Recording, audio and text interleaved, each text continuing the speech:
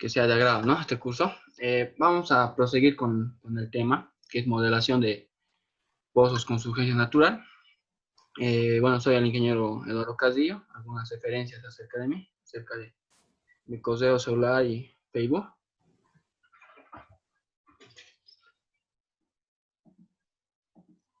Bueno, el software, el Python, bueno, generalmente tiene varias pestañas, en la cual tiene un grupo de pestañas, una pestaña principal, pestañas de herramientas contextuales, barra de, de herramientas, y también tiene lo que es acceso rápido a la barra de herramientas, ¿no? Si nosotros nos venimos al software directamente, esta es una configuración del software Python, en la cual nosotros aquí tiene una base para poder guardar una tarea o poder nosotros poder no, darle un nombre a la simulación que nosotros deseamos hacer. Aquí tenemos una base de herramientas de fondo, que vendría a ser los equipos de fondo ya en los pozos petroleros. Aquí contamos con los levantamientos artificiales, en la cual son para optimizar los pozos petroleros. Aquí contamos con una herramienta de análisis o de simulación que se desea realizar. Obviamente aquí tenemos en la parte superior de la pantalla tenemos Well Torque, ¿no? Lo cual significa el modo de trabajo, porque el Python permite modelar para pozos de petróleo como también para redes de gas, ¿no? Eso en cuanto a a las pestañas más importantes. Obviamente aquí tenemos el icono de paquete de fluido que nosotros deseamos aplicar. Aquí contamos con qué tipo de paquete de fluido deseamos simular, y contamos también con los catálogos respectivamente. Eso en cuanto al software Python. ¿Ya? Vamos a hacer una simulación donde aquí yo les voy a mostrar paso a paso todo lo que se debe de considerar para poder realizar una simulación de pozos con surgencia natural, en la cual el paso 1 es poder ingresar o crear un espacio de trabajo, ¿no? Obviamente este vendría a ser el espacio, ¿no? Hacen doble clic al icono de Python, les va a aparecer dos opciones. Una opción que les va a decir well y el otro network, que significa redes de gas, y el otro vendría a ser modelación a pozos, tanto de petróleo como de gas. Y eso vendría a ser lo que es el well torque, ¿no? Que vendría a ser modelación para pozos gasíferos como petrolíferos. Y el paso número 2 es ya poder darle una configuración o una geometría al pozo, en la cual vendría a ser poder darle una cañería de producción y una tubería de producción. Aquí nosotros tenemos un modelo simple, un modelo detallado, ¿no? En el modelo detallado ustedes pueden introducir todo el diagrama superficial, que vendría a ser la cañería superficial, la intermedia, la de producción. Cosa que el software no le interesa las demás cañerías. Sí le interesa la última cañería que está en contacto con el fluido, vendría a ser la cañería de producción, ¿no? Y también aquí podemos introducir lo que es la tubería de producción. Todos esos datos se obtienen del diagrama superficial, ¿no? Tanto las profundidades como los grados de las tuberías. Se puede introducir de dos maneras. Una manera es esto, ¿no? Darle al icono más, le damos al icono más, entonces nos genera el casing. Pero otra manera puede ser también poder interaccionar con las gráficas de esta pestaña, donde nosotros podemos darle un clic aquí a la cañería y mira que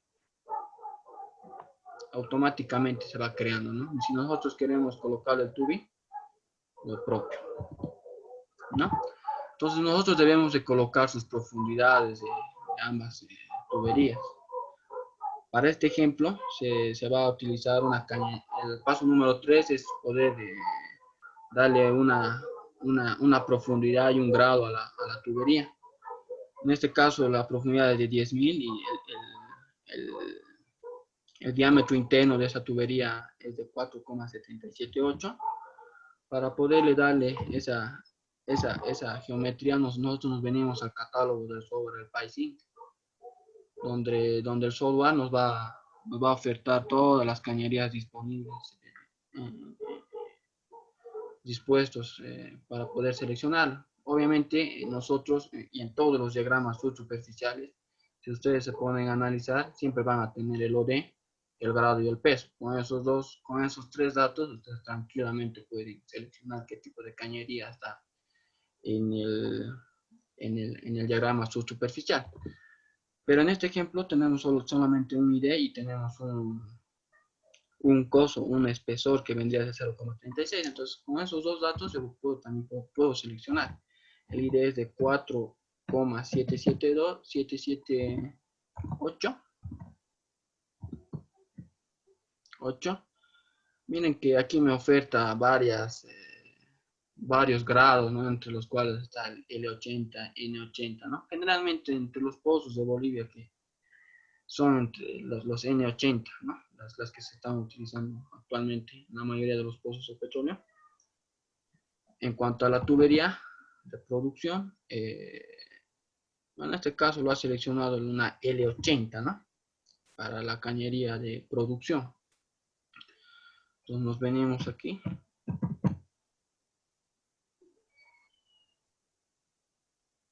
Entonces seleccionamos esta cañería L80, ¿no? Que no influye en los cálculos. ¿Por qué? Porque para hacer un análisis nodal o un análisis de sensibilidad, el dato más relevante es el ID, el diámetro interno de la tubería. Ese es el dato que se utiliza para los cálculos, ¿no? En cuanto a la tubería de producción, tenemos una L80 también con un MD o una profundidad de 9000. Entonces nosotros le damos una profundidad de 9000 aquí a la profundidad, a la tubería de producción. También nosotros le podemos dar un diámetro interno, ¿no? Para esta tubería de producción tenemos un diámetro interno de 3,958 y un espesor de 0,271. Entonces con el diámetro interno podemos seleccionar. En este caso no me da esa opción, ¿no? ¿Qué grado tengo que utilizar? Entonces yo lo puedo utilizar también una L80, ¿no? En la cañería de producción. Entonces yo le doy OK. Entonces aquí está algo. Miren que aquí el diámetro interno de la cañería de producción le da muy pequeño, ¿no? Generalmente son de 7 pulgadas el diámetro externo. Y le he dado muy pequeño, cosa que aquí es de, si se dan cuenta el dato es de 7,511, me confundí el dato, 7, el diámetro interno, 7, porque si se dan cuenta, el casing como el tubing estarían casi en la misma posición, ¿no? Si nos analizamos los diámetros. Entonces, yo le doy esta opción, entonces ya se tiene una configuración más esquemática, ¿no? Obviamente, aquí en la desviación nosotros también podemos aplicar a pozos verticales como a direccionales. En este caso, este es un pozo direccional en la cual yo tengo que seleccionar el método 2D, ¿no? Para poder introducir esos MD y TBD. En cuanto a los MDs, aquí tenemos el NIR.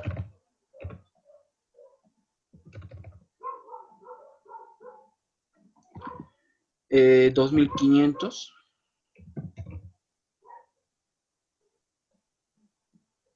2500 y aquí 2500, ¿no? Luego aquí tengo 2450, 5000.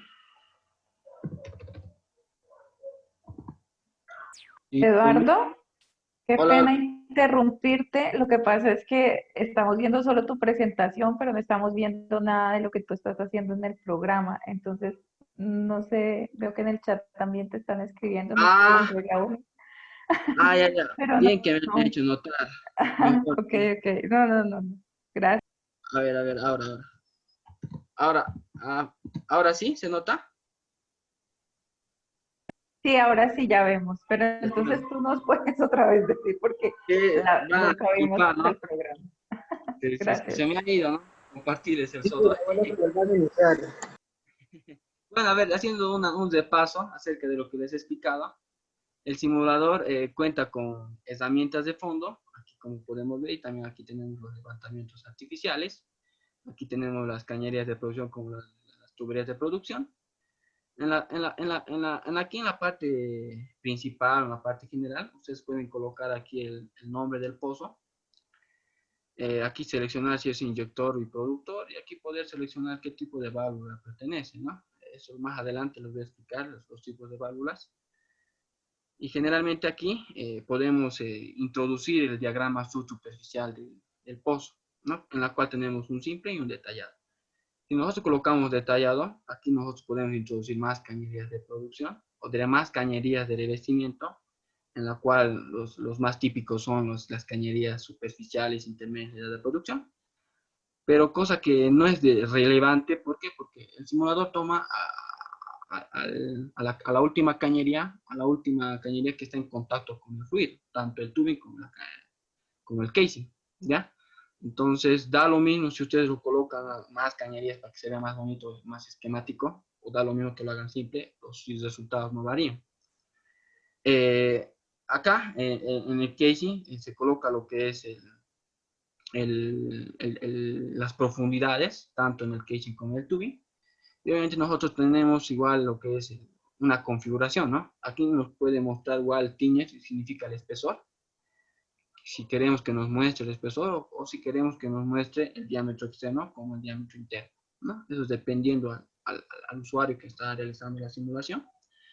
Para poder seleccionar lo que es el tipo de diámetro, en la cual se tiene generalmente en los diagramas superficiales tres datos, ¿no? El diámetro externo, el peso y el grado. Con esos tres datos nosotros podemos entrar a los catálogos y poder seleccionar. Pero en el ejemplo, si nosotros analizamos, en el ejemplo simplemente ya tenemos introducido lo que es el diámetro interno y también tenemos el espesor, ¿no? Yo he seleccionado, lo he colocado el dato de 5,11, 5, ¿no?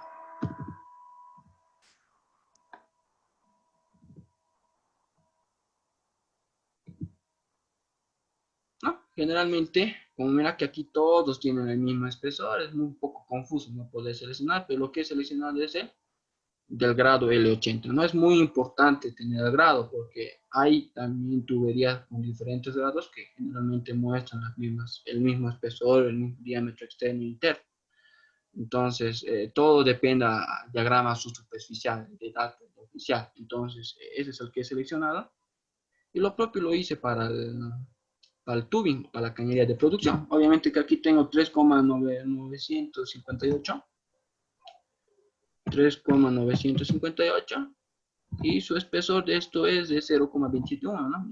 Igual, L80, que selecciono, ¿no? Da lo mismo que ustedes puedan seleccionar otro grado, cosa que para los cálculos, igual, reitero, el diámetro interno es el que realmente se utiliza, ese diámetro es el que influye, más que el diámetro externo. El diámetro interno es lo que se utiliza para los cálculos, entonces es muy importante ese diámetro interno, poder seleccionar. Si nosotros seleccionamos entre una L80 con una N80, entonces los cálculos no van a variar porque el diámetro interno es lo mismo. Luego tenemos aquí el tipo de pozo de hacer, ¿no? Hay pozos verticales, pozos direccionales. En este caso, en el ejemplo que tengo, es un pozo direccional, en la cual yo voy a introducir los MDs como los TBDs. Y, por ejemplo, aquí estaba en 5000, luego 4850,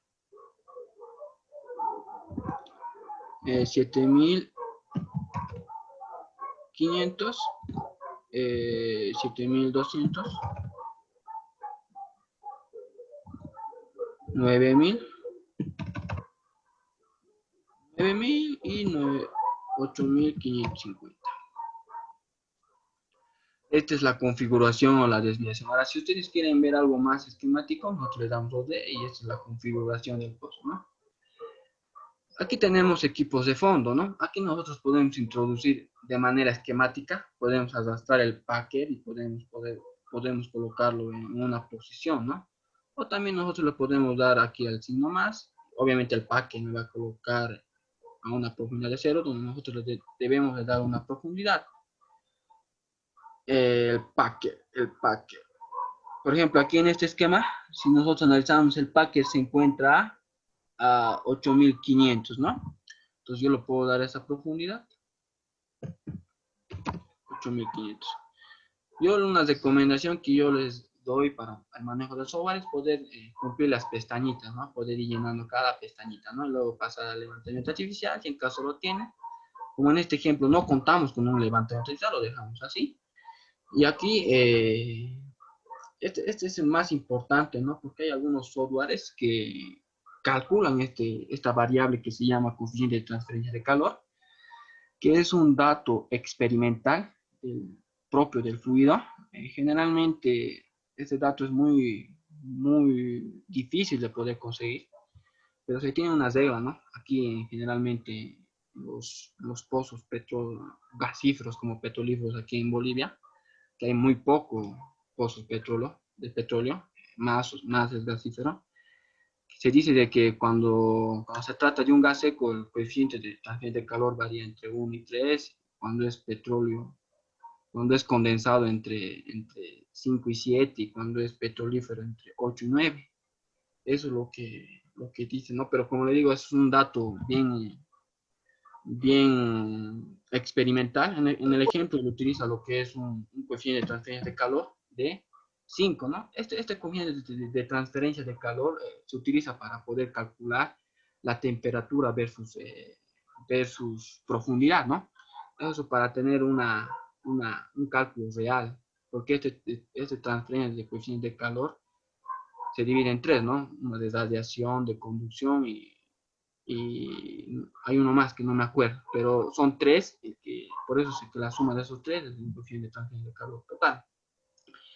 Luego contamos con una temperatura de cabeza, ¿no? Si en este caso queremos simple, lo damos simple y colocamos lo que es la temperatura en cabeza, pero en este caso lo damos múltiple, como está en el ejemplo, que a una profundidad de 0, nosotros tenemos una temperatura en cabeza de 50, y para una profundidad de 8.550 tenemos una temperatura de fondo de 200, ¿no? Y esta es la variación que tiene, ¿no? La profundidad. Tenemos la completación. Nosotros también podemos añadir con el signo más, o simplemente nosotros lo podemos dar aquí. Ingeniero, qué pena una pregunta. ¿Esa variación de la temperatura con la profundidad siempre la hace lineal? Claro, porque estamos introduciendo dos datos y lo va a hacer lineal el simulador. Así nosotros podemos contar con más datos, entonces dependiendo a los datos que dispongamos. Porque el simulador lo va a considerar lineal. Lineal lo va a considerar. Porque tenemos dos puntos, un punto aquí y el otro punto acá. Y lo va a hacer lineal. Si nosotros tenemos más puntos, lo va a hacer entre el otro punto una línea recta, entre el otro punto otra línea recta y así. Como en el survey, como tenemos acá, ¿no? Estos son datos de la geometría del pozo, ¿no? En cuanto a la completación, nosotros debemos de darle una profundidad. Miren aquí en el ejemplo tenemos 8.800 y la correlación que vamos a usar, en este caso vendría a ser de WLP, ¿no? WLP utilizamos. Acá la presión del reservorio es de 3.600 y la temperatura del reservorio es de 200. Tenemos un índice de productividad de 8.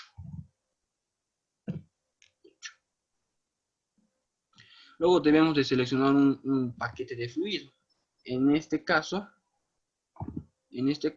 aquí nos oferta el software gas eco, petróleo liviano más gas, petróleo pesado más gas, petróleo muerto y water. En este caso, como el API es de 36, podemos introducir el petróleo liviano más gas, ¿no? Aquí tenemos el corte de agua. El corte de agua vendría a ser de 10. La relación gas-petróleo de 500. La gravedad específica del gas de 0,8. De 0,8. La gravedad específica del agua de 0,5. Y el grado API de 36. Todos estos datos son los datos de producción. La relación gas-petróleo varía, ¿no? De acuerdo a los deportes que se tienen en los campos, en los pozos petrolíferos, se tiene pues, un historial en Excel, ¿no? Donde va variando de acuerdo a cada mes y a cada punto. El software generalmente hace una simulación en un punto especificado. ¿A qué me refiero? Que si nosotros tenemos en Excel varios caudales, varias relaciones de varios caudales de gas como de petróleo, también vamos a tener varias relaciones gas-petróleo, en la cual nosotros podemos seleccionar un punto y en ese punto poder analizar, ¿no? Y eso es lo que generalmente se hace con el software Python porque es un modelo estático, el simulador.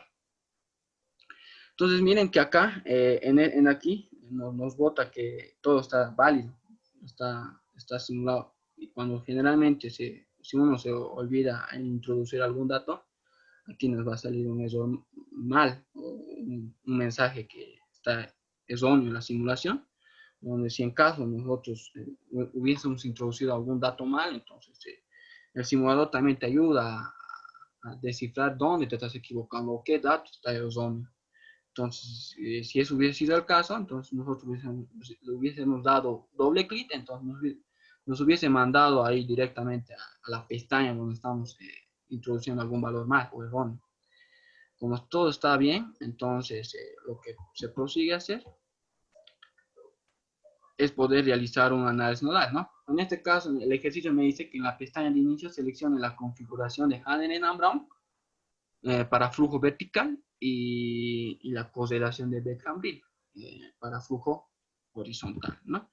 ¿Cómo puedo seleccionar qué tipo de correlación? Me vengo aquí a la configuración y aquí tengo, ¿ya? Para flujo vertical, selecciono que ya viene por defecto el simulador con Haneren and Brown.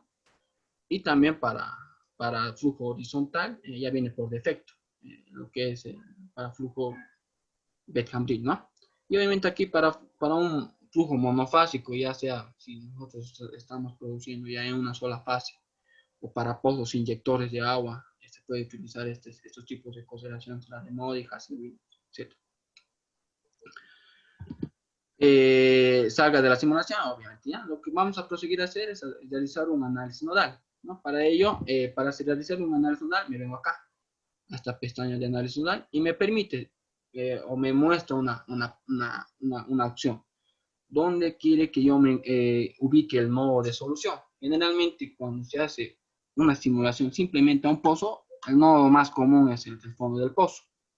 Ahora, si hubiese introducido lo que es ya más datos en superficie, como un choque o un front line, digamos, entonces también pues, puede hacer en cabeza de pozo. Pero en esta situación vamos a hacer lo que es en fondo de pozo, ¿no?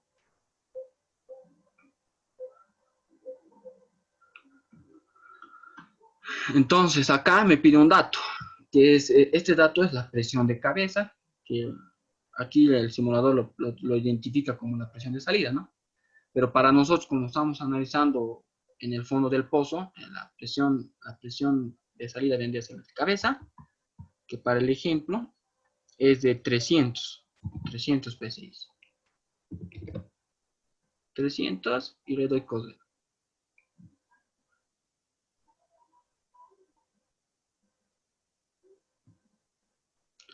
Miren que acá yo tengo una producción de líquido de 8.821 basiles por día.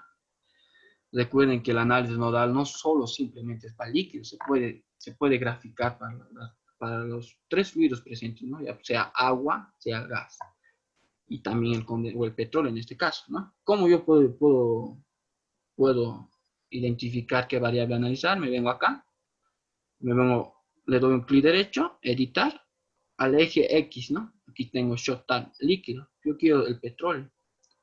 Y que para el petróleo, esta es la curva de análisis nodal. Yo quiero que me muestre, me vengo aquí a seleccionar, quiero que me muestre el caudal del petróleo. Lo desactivo este caudal del líquido y lo activo el caudal del petróleo.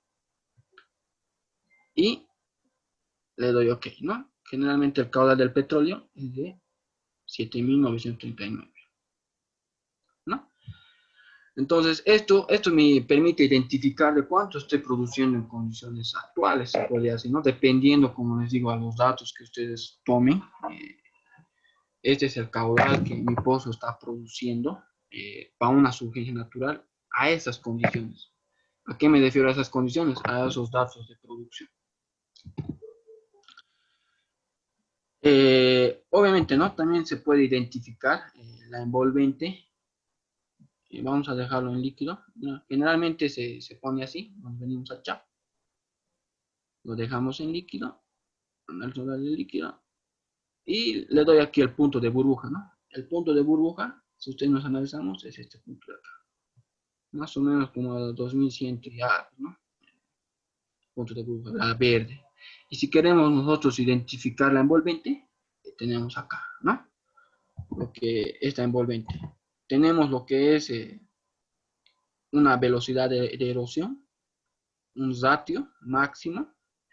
Tenemos acá una curva de estabilidad del yacimiento, que vendría a ser la presión en una línea recta. Y acá tenemos lo que es un límite de la UF, ¿no? Que vendría a ser, generalmente por defecto lo deja en 80. Si nosotros lo cambiamos este valor, este va a bajar más abajo, ¿no? A 100. Entonces, generalmente el software nos recomienda dejarlo en 80. Este cuadro, ¿para qué nos permite? Nos permite identificar el rango de operación. Lo ideal es de que este punto, el punto de operación, se encuentre dentro de esta región, este cuadrado de acá, ¿no? ¿Por qué razón? Porque la velocidad de erosión, como se dice en su nombre, es la máxima velocidad. Que por encima, si nosotros producimos por encima de esa velocidad, entonces lo que nosotros vamos a generar va a ser una vibración en la tubería de producción, en lo que puede generar un desgaste en la tubería. Para este ejemplo, eso es lo más lógico que se va a tener, ¿no? Entonces, ¿qué es la velocidad de erosión? Por ejemplo, aquí en el concepto nos dice que la velocidad de un fluido a través de una tubería es algo que se debe analizar, pues que si esta es demasiado alta, se presentan problemas de desgaste de las paredes por fricción, lo cual puede destruir la película de inhibición, que en algunos casos protege las paredes de la tubería, dejándolas expuestas a la corrosión. O si la fricción es muy alta, se puede presentar desgaste de la tubería por abrasión. Por otra parte, si la velocidad es demasiadamente baja, se pueden presentar problemas de depositación de los sólidos y si esto reduce el tamaño de la tubería, ¿no? Como se puede decir, ¿no? Generalmente cuando se produce pozos petrolíferos, esos no vienen así limpiecitos, vienen con agua y el agua viene pues, con sólidos y, ¿no? Pues ese es un gran problema que se tiene generalmente en los pozos de petróleo, ¿no? La erosión ha sido reconocida durante mucho tiempo como una fuente potencial de los problemas de producción de petróleo y gas de sistemas, ¿no? La erosión puede ocurrir en fluidos libres de sólidos, pero en general es causada por sólidos arrastrados, ¿no? Es la arena en general, ¿no? Lo que genera este tipo de fenómeno. Al menos el software del PySync utiliza el método API 14E, es el único compatible en el 2013. Y en versiones más recientes para cálculos de velocidad de erosión, en las versiones Classic, por ejemplo, en el 2012 y anteriores, admite tanto el modelo API 14E como el modelo de Salama. PyPSync 2013 utiliza el modelo API 14E para predecir la velocidad que puede ocurrir la erosión, ¿no? Antiguamente en el software PySync 2013 solamente utilizaba un método que vendría a ser el API 14 para cálculo de esta velocidad de erosión. Pero ahora con el PySync 2019 se ha introducido un nuevo modelo más que vendría a ser el modelo de Salama, ¿no? Por ejemplo, la ecuación es la siguiente, ¿no? C es dividido a la raíz cuadrada de la viscosidad de mezcla. Este C, nosotros tenemos que darle un valor a este C, ¿no? Cuando tenemos un flujo continuo, no corrosivo, sin sólidos, se utiliza lo que es un valor de 100. Cuando se tiene un flujo intermitente no corrosivo, tenemos un valor de 125.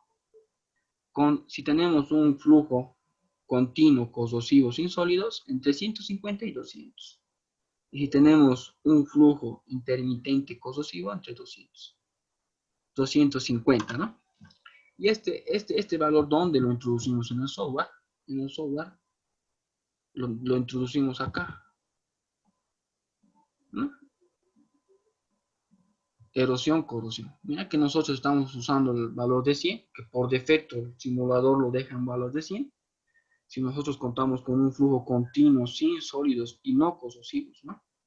Ahora, si nosotros contamos ya con un flujo intermitente, entonces este valor nosotros lo damos dependiendo de los datos que disponemos, ¿no? Pero para nuestro ejemplo nos dejamos con 100. Ahora, si nosotros lo cambiamos aquí un valor, obviamente en la gráfica de análisis nodal va a cambiar. Y eso es lo ideal que va a suceder. Si nosotros le damos 200, le damos close y la gráfica va a cambiar.